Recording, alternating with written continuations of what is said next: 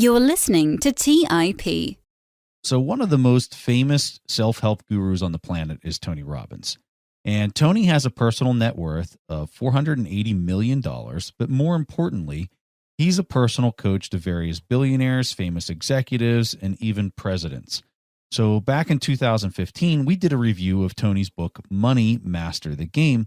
And this book was #1 in business on Amazon for a few months. And in general, it was a decent book that captured some interesting ideas from various high-profile investors. So when Stig and I saw Tony had a new book titled Unshakable, we were excited to see what kind of new investing highlights he had in 2017. And in this book, Tony Robbins provides a step-by-step playbook, and he's taking you on a journey to transform your financial life with the intention to accelerate your path to financial freedom. And he does that by giving you highlights from his interviews with billionaires and other great financial minds. This book is a simple book. It's a book for the beginner, and it's a book for the novice investor who's just starting to build his portfolio. All right, so if you guys are ready, we're going to review Tony Robbins' book titled Unshakable. You are listening to The Investors Podcast, where we study the financial markets and read the books that influence self-made billionaires the most. We keep you informed and prepared for the unexpected.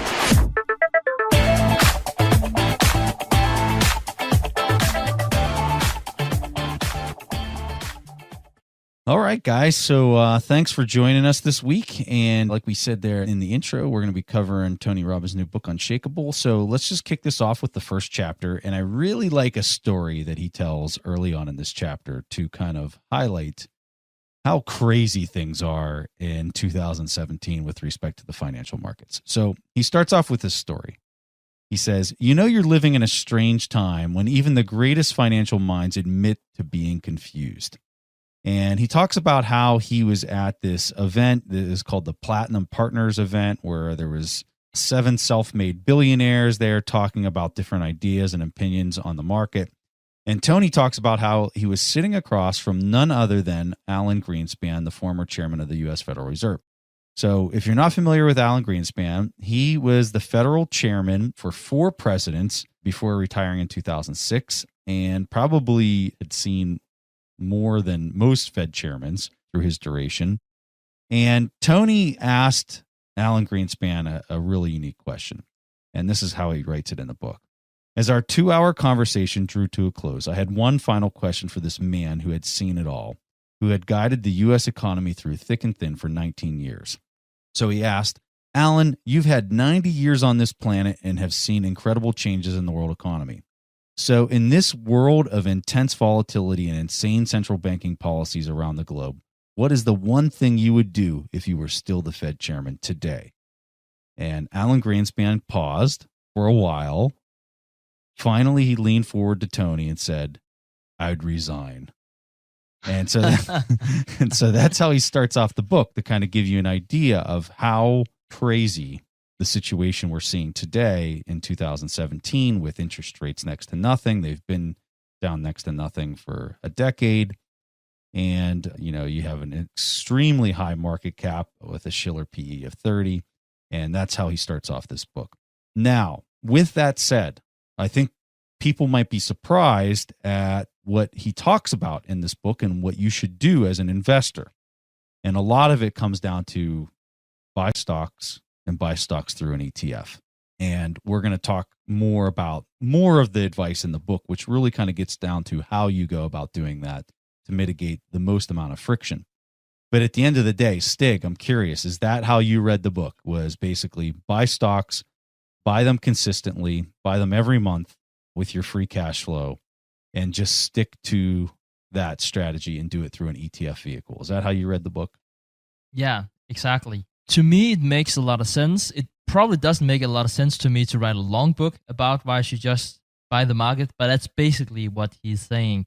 And he's also talking about how you might diversify into other asset classes, which is another interesting discussion that we also had, not only when we talked about his previous book, Money, Master the Game, in episode 18, but we had it several times before. But yeah, that was definitely how I read it. And he refers to John Bogle a lot of times, the founder of Vanguard and the one who really introduced the low-cost ETFs. So, whenever I said in the intro that this is a book for someone who just started investing, I also think it makes a lot of sense why you should only buy the market. The thing that I found interesting between this book in 2017 and his book in 2015 was there were some changes to what he's recommending. Because back in the 2015 book, he was really, recommending this Ray Dalio approach where 60% of your portfolio needs to be in bonds and fixed income investments. And you don't see any of that in this 2017 book. And for the most part, I thought there was a lot of similarities. You can see that a lot of the original book, which was massive, it was a large book, but you can see that a lot of the same research was just completely cannibalized from the first book and placed into this one. But what he had extracted out of it was this all-weather portfolio mix that was, trumpeted throughout that entire book for how many chapters, Stig? Probably 100 chapters. Definitely feels like it. In general, I like how he kicks this off in terms of underlying that the key word here is control. You need to have control. And this is really a paradox because then he's also asking a question. How can you have control in financial markets where you by definition don't have any kind of control? And what he's saying is that it all boils down to understanding. So if you understand what's happening, you are unshakable because you don't mind if the market tanks. That's Buffett's big word, him and Charlie Munger. They always say the word temperament. I was born with the right temperament to trade stocks because when it goes down, call it 40%, I don't get scared or lose my mind. I know it's part of the process. And I think that that's maybe what Tony's really getting at with the name of the title of the book, which is Unshakable, is if you know these things and you know the stats on how often things happen. For like one of the stats in the book is every year, the market on average experiences a 10% contraction.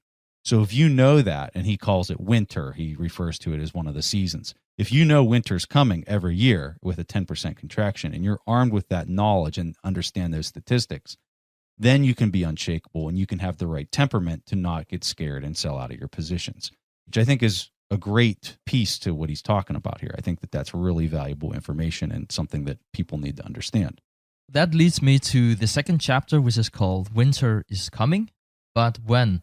Which for those of us who watch Game of Thrones, they probably know that catchphrase. But in any case, when he's talking about winter is coming, he's talking about that sometimes when we're talking about the stock market, you'll see it drop. And I think chapter 2 is one of my favorite chapters because he brings up some very interesting statistics here. So the first fact, he has like 7 facts, and the first fact he talks about in the stock market is what he calls a correction. And the way he defines a correction is that it's a decline of 10% from the peak. It happens once a year on average since 1900. And on average, and this is what is really interesting, it takes 52 days to recover from that correction. He also says in the second fact that only 20% of corrections turns into a bear market, which he defines as 20% of the peak. So basically he's saying you shouldn't sell after the 10% drop. You need to hold on before it bounces back, which it does 80% of the time. And early 16, when we saw a correction, I think it was around 10%, might be a good example of that. Then he talks about bear markets, which happens every 3 to 5 years on average. And the statistic he brings on is that over the past 150 years in the stock market, we have seen 34 bear markets. So if you remember, a bear market was at least 20% drop, but on average, you will experience a 33% drop whenever you see a bear market. And it would take 1 year on average to recover from that. But he also underlines, always remember that bear market becomes bull market eventually. So basically his point of saying that is that the greatest danger in the stock market is being out of the market. And I think I really like this. For someone who's actually more or less out of the stock market like me, I actually like this advice because it's an advice that's tailored at the new investor. He doesn't talk at all about valuation in his book. And he's saying now it might be priced high. He actually saying that in the book. But if you buy on average for the same amount, well, you will eventually end up with the average stock return. And that's not all too bad. You'll probably expect 8 to 9%. kind of piggybacking on Stig's comment for the new investor, and heck, this could be even applied to the long-term experienced and advanced investor. This is a neat little quote that he has in the book. As you can see from the chart, the market ended up achieving a positive return in 27 of the 36 years that he did the analysis. He says that's 75% of the time.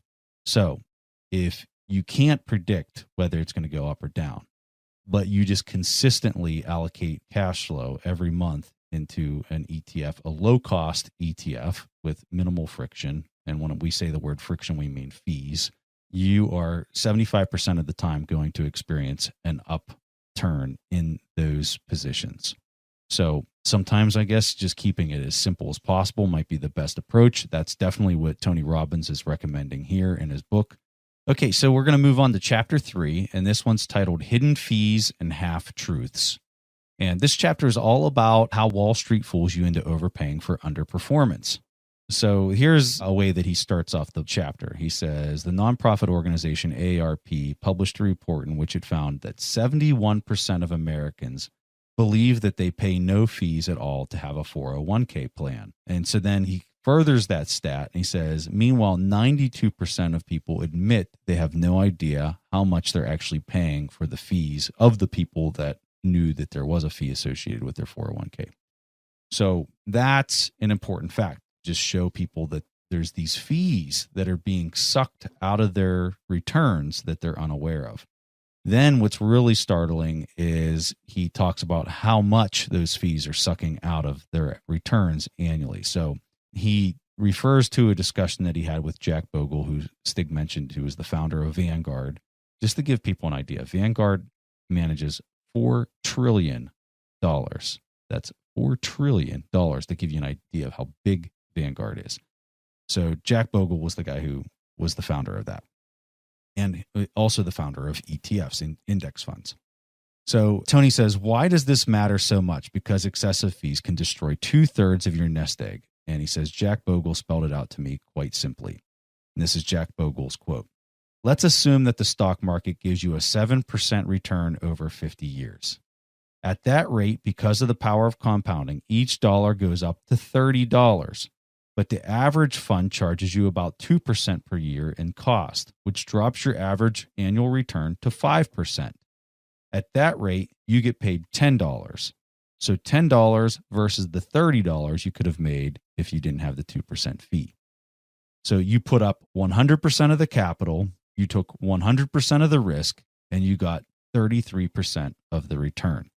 And I think that that's a really, really powerful quote to tell you how important it is to watch the fees and the amount that you're being charged in order to own a mutual fund, if you're in mutual funds, or in even some cases, index funds that are much higher fees than others. Robbins also talked about how you shouldn't be fooled by historical high returns, because the counter argument for someone saying, well, you have to pay 2% in fees might be that, well, we outperformed the market by 5%. So why won't you pay 2% extra for that outperformance? The reason why a lot of funds actually shows really good historical returns is that whoever comes up with these funds, they actually set up a bunch of different funds to start the track record as early as possible. So those funds that doesn't outperform, they will just be closed. So what you have left is basically funds that for one reason or the other, not necessarily because they have a good strategy, but perhaps they've been lucky, can show that they have historical high returns.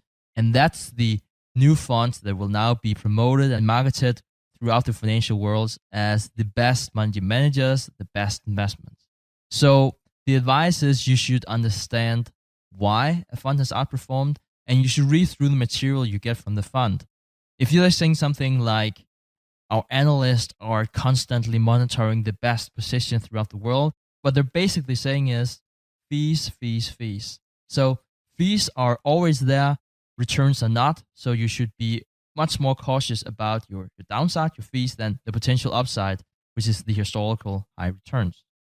Let's assume that you have two investors that both start with $100,000. And both of these investors are making 8% over a 30-year period of time. But one of the investors has fees at 1%, and the next investor has fees at 2%. when it comes time for these two individuals to start withdrawing their funds, the one individual that had the lower fee by only 1% will actually have 10 years more money than the other person. So I know that sounds crazy, but this is actually true. With the math, when you do the math, you'll see that just a 1% decrease in fees will actually yield 10 years of money in retirement. And that's starting with a $100,000 investment compounded at 8%. So that's important. That is something that I think everyone really needs to think about. And you know what? Some of these ETFs out there that just track the S&P 500, their fee structure, I think the Vanguard one is what, 0.05%? Yeah. I mean, that is crazy how low the fees are. And, there's other stats in this book, which I can tell you, Tony does a great job of giving you some stats and some statistics on how ETFs perform compared to mutual funds, compared to all these different forms of investments. And when you're thinking through, hey, I'm currently in a mutual fund that's charging me 1.5% in fees, and I could switch that and probably most likely get better performance. I think it's 96% better chance that you get better performance in an ETF over a mutual fund. And you're lowering your fee structure by almost 1.5%. This really, really adds up. All the comments that we were talking about with respect to, do you just continue to invest and do dollar cost averaging, or do you kind of adjust your portfolio? All that stuff is really fancy. But if you really want to make some serious changes and add a lot more dollars into your bank account whenever you go to retire, focus on the fees, focus on the financial instrument that you're using. ETFs, we totally agree with Tony in the book. I think it really comes back to what you said in the very first chapter. It's all about control. You have a really hard time controlling the performance of your fund, but you have a lot of saying in the sense that you can find the cheapest ETF to invest in. So that would at least give you a head start compared to other investors investing in mutual funds. And then he talks about in this chapter how Warren Buffett, Carl Icahn, and Paul Tudor Jones can outperform the market. And he's also saying that perhaps you shouldn't go that route. So I thought a lot about this. And again, this is something that we talked about on the podcast earlier. And based on the research and based on the discussion that we had, Preston, I'm curious about your thoughts, because he constantly talking about that you should buy into the market, so basically buy the S&P 500. How do you like the idea of buying into an ETF with a lot of different stocks where there is a small tweak? So for instance, the Vanguard, they have an ETF. I think it's 9 basis points. So it's not 0.05, but it's 0.09% in fees. And what they do is that they buy into smaller companies and with a value tilt. So basically they would buy into future companies with a lower PE, lower price to book, and a few other metrics. But still, it's from a large scale. We're talking hundreds and hundreds of companies. Would you expect, Preston, that an ETF like that would perform better in the future, given that they were valued at the same multiple right now? I forget the stats on large cap compared to mid cap compared to small cap performance. But I know a lot of it depends on the time frame that you choose. So if you look in the last 10 years, you might find that small caps outperformed others. But if you go back the 10 years before that, it might actually be mid caps. I wouldn't have a problem investing in one of those. But I would tell you, for me, really the benchmark is more the S&P 500. I would tell you, I would look at it. I would look at the performance, and then I would also try to think through why maybe a small cap versus a large cap would outperform in the coming 10 years. That would be a consideration I would think about. To say one way or the other while we're just, recording, I don't know that I can necessarily say one or the other, Stig. I know I'm really putting you on the spot here, Preston, and you weren't prepared for this question. What about the tilt about buying into lower PE stocks? It's not like what we have heard, which is the great talk about where might only choosing like 30 or 50 stocks, but it's more like take the half of the stock or the bottom third of the pool of the stock and investing in those, which can still be done with a very low friction, so very, very little cost. Do you think that would be something for the beginning investor to go into because it's still relatively simple and it's still a very, very low expense ratio?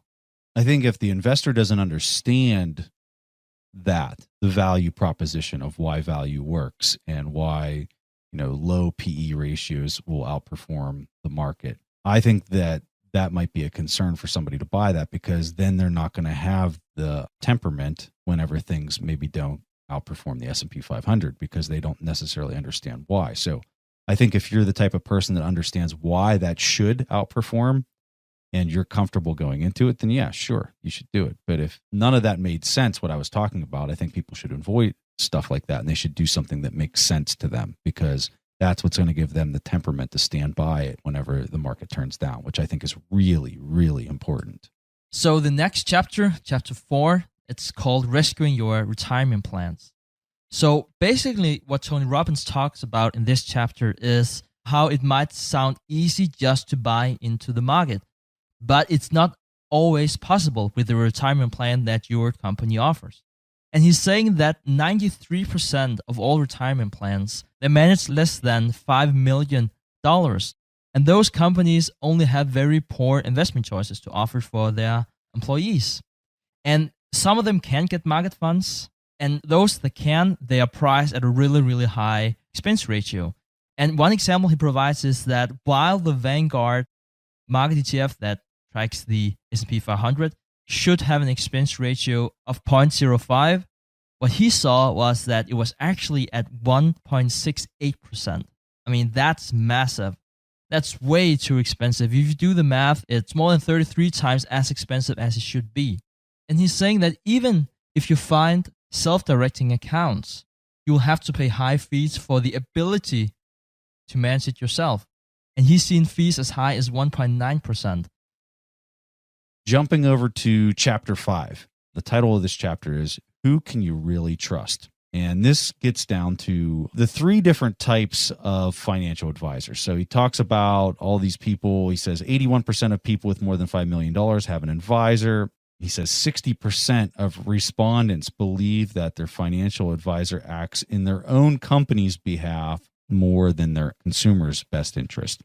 That's really interesting. 60% of people don't trust their financial advisors, but they still have them. But he categorizes the financial advisors into 3 different category buckets. He says these are the 3 categories that you have. You have a broker, you have an independent advisor, and then you have a duly registered advisor. And in his previous book back in 2015, the Money Master the Game, this is where he really, it was a hard sell that a person needs to go to a fiduciary in order to get sound financial investing advice, because he says that brokers don't have to recommend the best product for you. They are really kind of selling you on their company's mutual fund or their company's whatever that has high fees, and they get a kickback and a commission and everything else. And so they don't necessarily have to put your best interest first. And that's a broker. Then in his book, he talks about how a fiduciary has to put your interest first. Now, what's interesting between that book, where he was really promoting the financial fiduciary, in this book, is that evidently a certain person came forward to him and said, out of the 310,000 financial advisors that are in the country, only 5,000 are pure fiduciaries. That's only 1.6% of financial advisors are pure fiduciaries. And so what he didn't realize is that a lot of these fiduciaries are dual registered as brokers as well. And so this was a big change from his previous book, where he outlines, hey, I know I told you all this talk about fiduciaries being the best choice, but actually they might be brokers as well, and they might not have to put your best interest forward. So that was an interesting development in the book. Think about going to the doctor, and his main objective was not for you to get well. How bad would you feel about that? But he's saying that is actually what you're doing whenever you are talking to a broker. So I kind of found that pretty frightening. I didn't know about the dual registered advisor thing. Then he goes on and talks about, so what should you be doing? So what he's saying is that you should find one of those fiduciary, one of those true 1-point-something%. But clearly that's not enough. They need to be skilled. They need to be honest. And you basically need to test them before you hire them. So you should look at their credentials. You should look at their experience and track record. You should also make sure that you have aligned your investment strategy with them, that they understand what you want to do. And I think a good analogy to this would be that you might put your children in daycare, You might outsource part of that task to someone else. But at the end of the day, it's your kids. You are in charge of raising them. You have the overall responsibility. And it's the same way you should look at independent advisor. One thing is that he can help you with a lot of things. For instance, tax planning, that might really well. But you need to be in charge. You need to know what he's talking about at the end. So you can ask the right questions. And you can only do that by educating yourself. Okay, so moving on to chapter 6, this is titled The Core Four, and this is all about the key principles that can help guide every investment decision you make. So the first principle he has here is one that Stick and I have talked about a lot, and that's don't lose money. You know, Warren Buffett's 2 rules. Number 1, don't lose money, and number 2, don't forget rule number 1. And then he talks about this idea in the book. Now, I know that this rule sounds almost stupid for a lot of people, but I think he gives a good example of why this is so important. And a lot of it comes down to if you lose 50% of your money, now you have to make 100% on what's left in order to get back to where you are. So that's why it's so important. And so if you take $100,000, you cut it in half. Let's say you lost 50% of that. Now you're down to 50K. Now you got to make another 50K, which is doubling your money to get back to where you're at. That's where he's going with this. So when you're thinking through that, it's all about risk mitigation and thinking through what are all the things that can go wrong and how can I account for that. Now, with his recommendation, this really simple recommendation, which is just buy a S&P 500 ETF and don't try to beat the market, but just try to get exactly what the market performs at. The second principle is called asymmetrical investments. And the example that he provides is his friend Paul Tudor Jones. And when he's talking about how you can have a downside of $1 and an upside of $5. And that is how Paul Tudor Jones looks at his potential investments. So he's talking about asymmetric risk reward. And what he's getting at is the best time for investors to take advantage of asymmetric risk versus reward is when the market has a large pullback, even if it's 10% or 30%. That's when you're being afforded the biggest opportunities. So when you're most fearful, that's when you need to be taking the biggest positions because you're actually going to have an asymmetrical payoff by getting more capital into the markets whenever it's down. All right, so the next principle that he's talking about is core principle number 3, and that's tax efficiency. The way that Tony suggests that a new beginner for investing minimizes their tax burden is by avoiding mutual funds.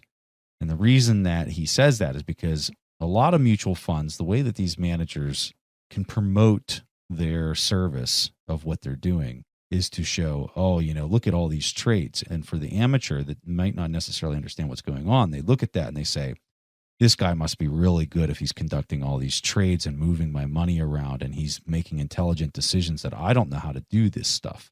But what's really happening is those are all tax burdens. Every time there's a buy and sell within that mutual fund, there's an enormous tax burden that's being added to the cost of what's being done. And that's a lot of friction. And that's where the investor needs to avoid that by just not investing in mutual funds and going to an ETF. And the fourth point in the core 4, which is basically how he was talking to the rich and successful people, and what he found was the common trait, was that you should diversify. And Tony Robbins explains that you should buy into different asset classes and different assets within that class. So, for instance, stocks would be one asset class. Whenever I read that, I felt it was a good advice, but I was also a bit confused because throughout the book, aside from this chapter, he was talking about how you should invest in the stock market. That was really his benchmark for performance and how you should do this in a nice, simple way. And in this chapter, for point 4, he talks about how you could go into different currencies and also different asset classes. And I'm not sure I agree with that. I think you should make it as simple as possible. And I think just buying into the stock market for a lot of investors might be enough.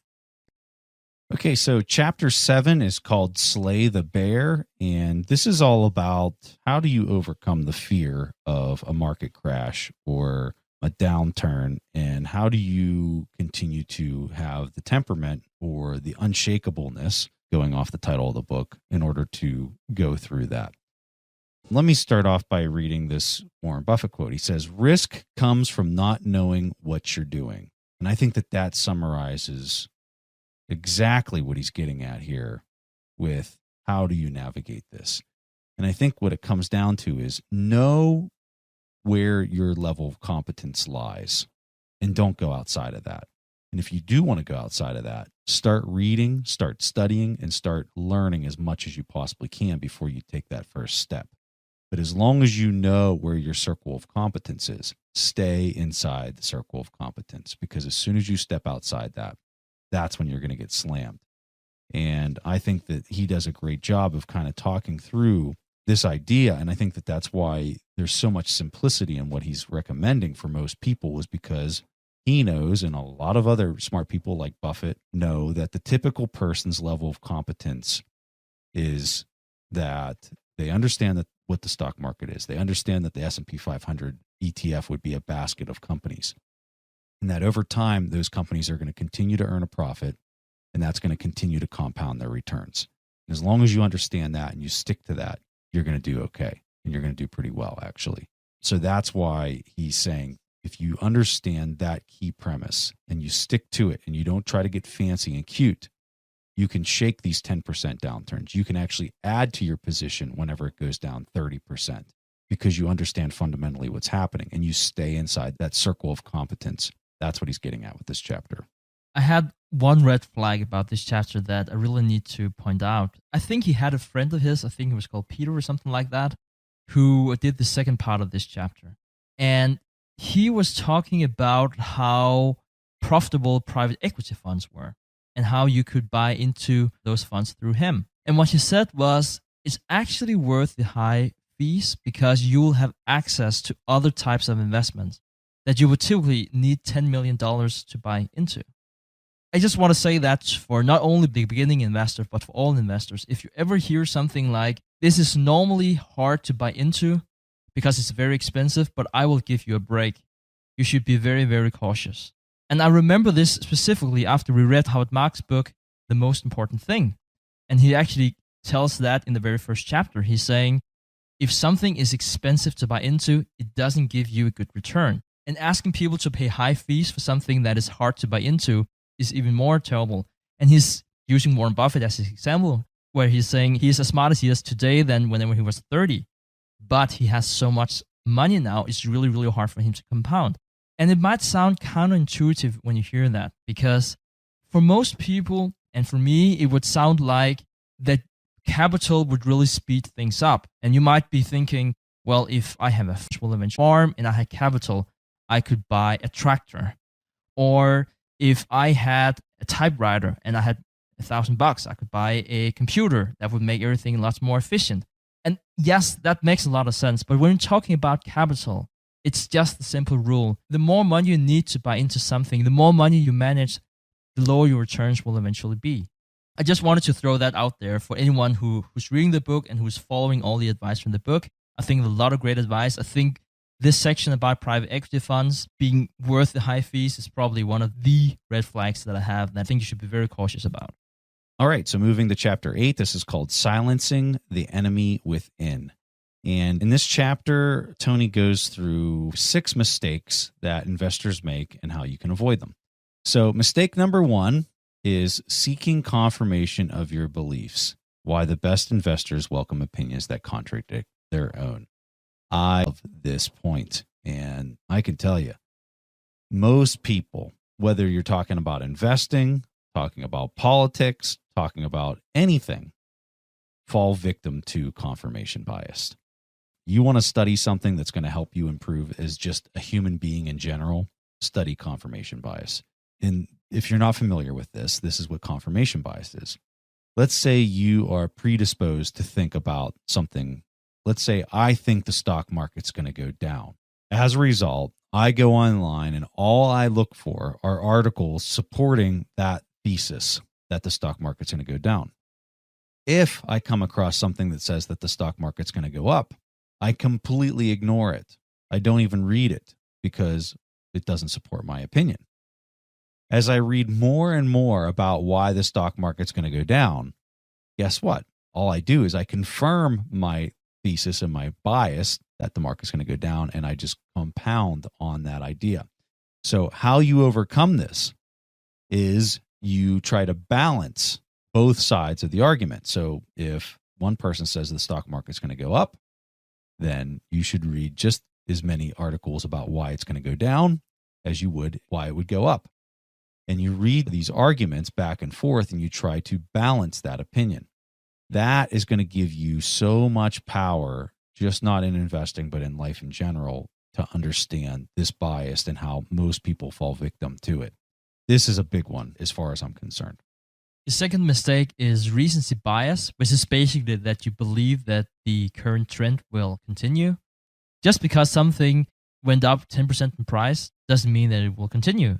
The solution to this is that you should write simple rules. You should write simple rules in terms of your strategy. You shouldn't react to short-term news all the time. You should have a long-term view on the current event and probably not react to those short-term price fluctuations. Okay, so the third point is overconfidence. I think everyone can understand this one on the face of it, but actually putting it into application and making sure that you don't fall victim to it is a whole nother story. So, if you ask any person, are you overconfident, or do you think that you have an ego, or do you think that you are know-it-all in this area? I think everyone on the planet would probably say, no, I'm not. That's obviously not true for all of us. And I don't know how you really kind of destroy this bias from yourself. But Stig, I'm curious to hear your thoughts on this. How do you think people should go about keeping themselves in check and not having overconfidence? It's super, super tricky because there tend to be alignment between our confidence and our values. So I'm pretty sure most parents would say that they are better parents than average. And why do they think so? That's probably because they raise the kids giving their own values. So they might be really good parents because they're really strict.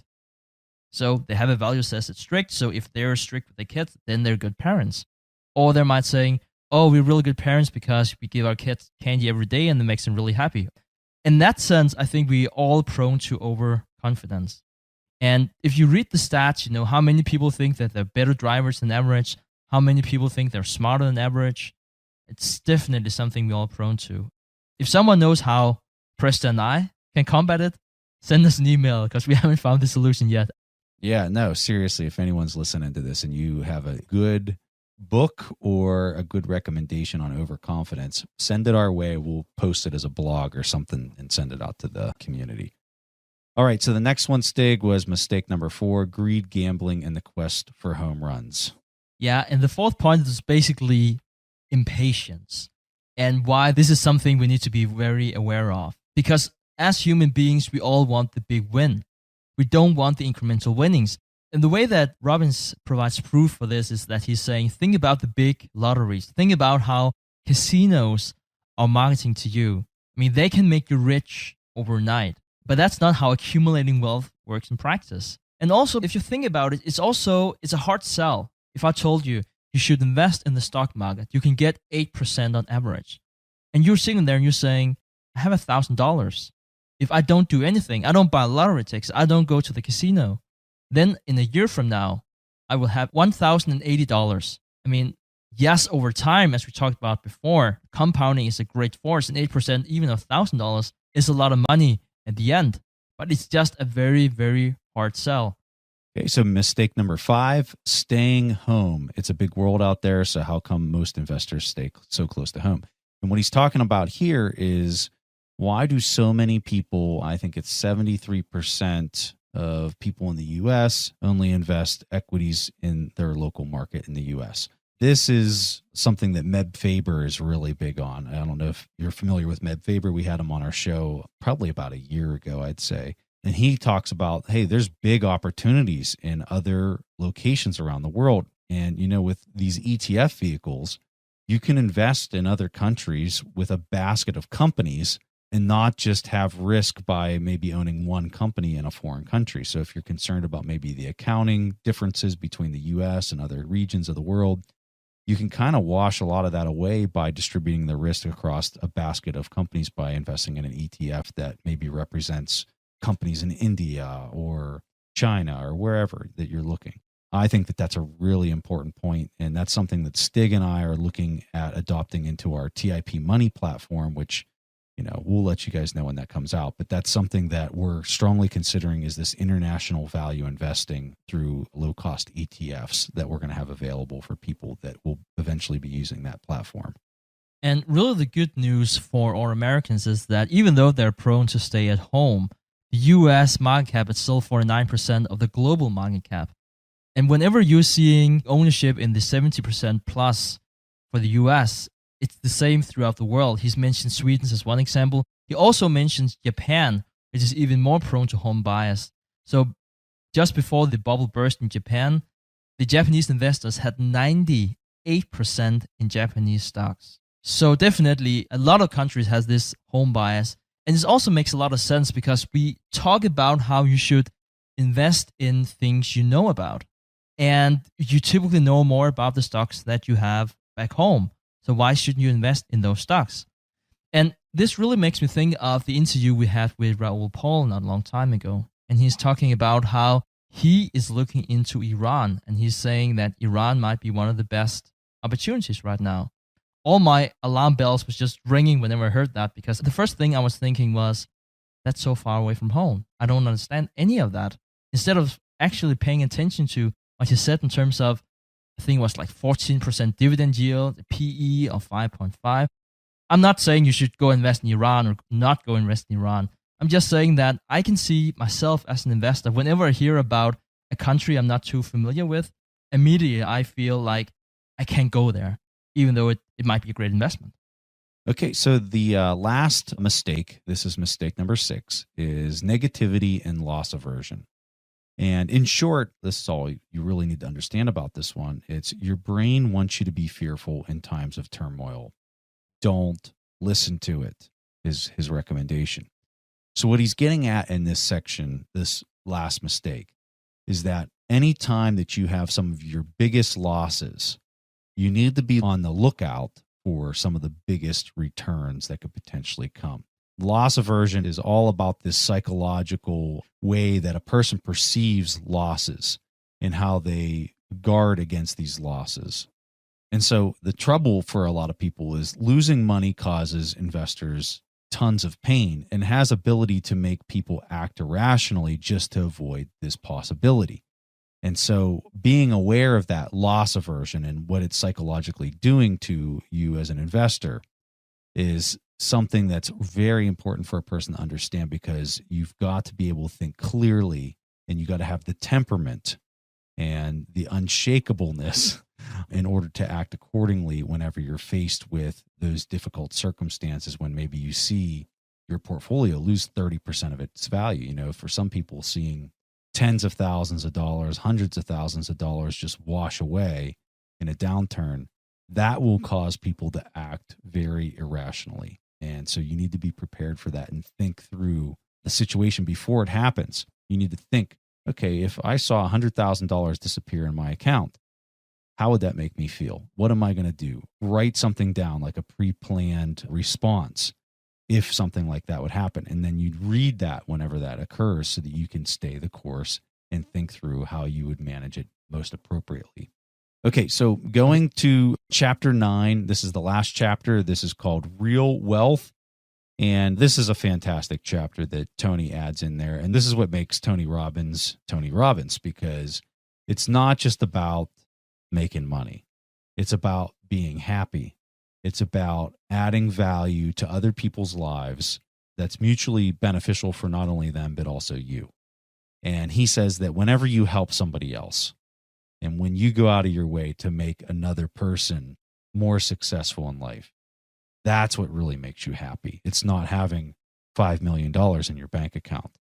That is a superficial happiness that isn't something that will endure. I'm curious what kind of highlights Stig had for this last one. The funny thing is, this is probably my favorite chapter throughout the book. And this is the chapter that's the least about money. And he's talking about how we associate money with happiness. And we're doing that because money is a way to signal stability. And he talks about how our brain is wired to survive. And while that might sound like a good thing, whenever your brain is wired to survive, it also puts a lot of focus on all the things that are wrong in your life and not all the things that are right in your life. And he talks about how he previously said that the most important decision you can make in life is who you'll spend time with. And now he's actually saying that it's the commitment to being happy. So this is in the last chapter, and I want to read this to the audience because this is just a really funny story that I think we need to end the episode on. So he talks about Steve Wynn, and for anybody who knows Steve Wynn, he's the billionaire casino developer out in Las Vegas. If you've ever been to the Wynn Hotel, you know who I'm talking about. And evidently Tony's friends with Steve Wynn. And so this is the story. I'm going to read it from the book. A few years ago, Steve phoned me on his birthday to see where I was. As luck would have, we're both staying in our vacation homes in Sun Valley, Idaho. So Steve invited me over to hang out. He said, when you get here, I've got to show you this painting. He said, I've coveted it for more than a decade, and I outbid everybody 2 days ago and finally bought it. It cost me $86.9 million. So Tony says, can you imagine how intrigued I was to behold this precious treasure that my friend had dreamed of for so long? I was imagining some sort of Renaissance masterpiece that you might see in a museum in Paris or London. But when I got to Steve's house, you know what I found? A painting with a big orange square. I couldn't believe it. I took one look at it and jokingly said, give me $100 worth of paint and I can duplicate this in an hour. He wasn't overly amused. Apparently, this was one of the biggest paintings by the abstract artist Mark Rothko. So he tells this story because he's talking about the idea of achievement and fulfillment. And he says, you know, one person's $86.9 million painting is another person's piece of trash. And that's kind of the way Tony saw it, it was a blotch of paint. And so he says, what gives a person this feeling of fulfillment and achievement? And Tony says it's two things. So we're going to leave you with these two things. The first principle is you must keep growing. You have to continue to improve. You have to continue to learn. When a person does that, they feel good. They feel like they're accomplishing things and they feel like they're being fulfilled. The second thing that he says that accomplishes this is you have to give to other people. And when you give to other people, that fulfillment is going to be achieved. And so I just want to leave it at that. He gets into a lot more. I would argue the price of the book is worth it for the last chapter alone. I think there's very valuable information there. I think that the book in general is good, very basic. You're going to achieve market returns by reading this book, S&P 500 market returns by reading this book. And I know that sounds like, oh, well, who can't do that?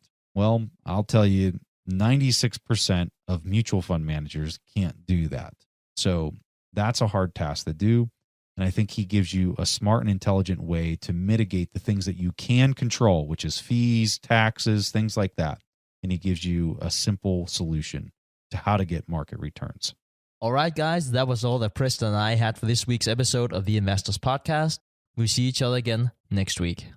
Thanks for listening to TIP. To access the show notes, courses, or forums, go to theinvestorspodcast.com. To get your questions played on the show, go to asktheinvestors.com and win a free subscription to any of our courses on TIP Academy. This show is for entertainment purposes only. Before making investment decisions, consult a professional. This show is copyrighted by the TIP Network. Written permission must be granted before syndication or rebroadcasting.